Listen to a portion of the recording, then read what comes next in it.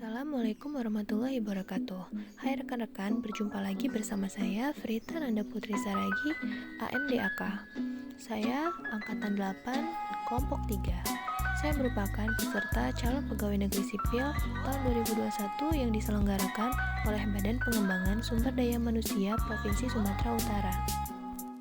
Pada podcast kali ini, izinkan saya menyampaikan poin terakhir dari nilai-nilai dasar ASN, yaitu penerapan nilai-nilai dasar anti korupsi di unit kerja saya.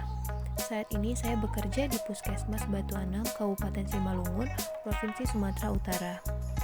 Sebelum saya menyampaikan nilai-nilai anti korupsi di tempat kerja saya, ada baiknya kita sama-sama memahami tentang anti korupsi. Korupsi berasal dari kata Latin yaitu corruptio dan corruptus, yang berarti kebobrokan atau kerusakan.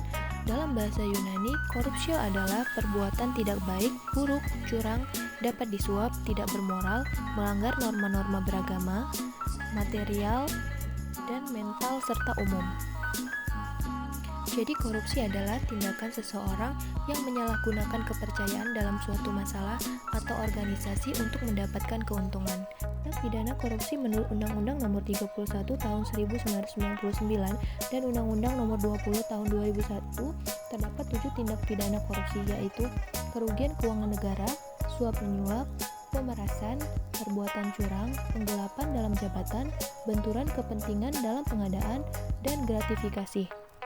Ada 9 nilai anti korupsi berdasarkan KPK atau Komisi Pemberantasan Korupsi, yaitu yang pertama jujur, peduli, mandiri, disiplin, tanggung jawab, kerja keras, sederhana, berani, dan adil. Dampak perilaku korupsi.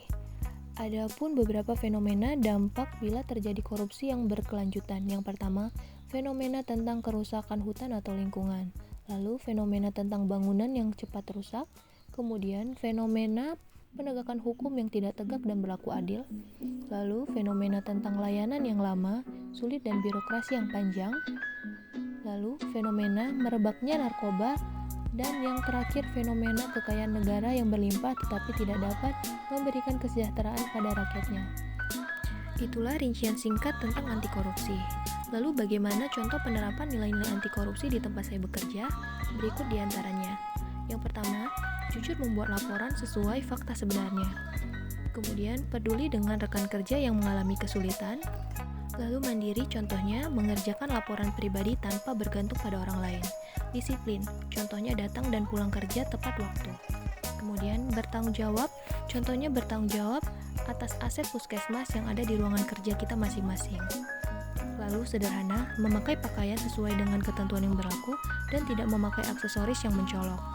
Berani mengatakan kebenaran dan menegur rekan kerja bila tidak memakai masker di era pandemi saat ini.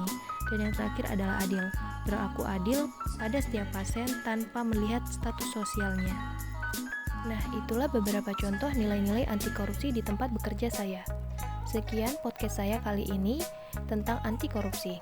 Terima kasih dan salam sehat.